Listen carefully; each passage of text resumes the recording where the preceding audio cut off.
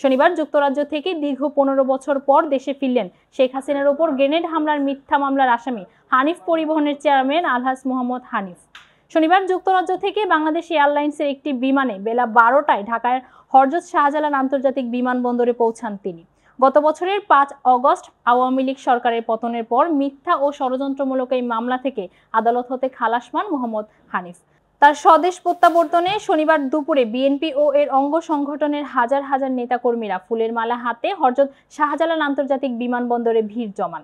হযরত শাহজালাল আন্তর্জাতিক বিমানবন্দরে সকাল 10টা থেকে হাজার হাজার বিএনপির নেতাকর্মী এবং সারা দেশ থেকে আসা হানিফ পরিবহনের কর্মকর্তা ও কর্মচারী উপস্থিত ছিলেন। বিকেল 4টা 15 দিকে তিনি ইমিগ্রেশনের কার্যক্রম শেষ করে 1 নং টার্মিনালের ভেতর দিয়ে ছাদখোলা জিপে চড়ে বাইরে বেরিয়ে আসেন।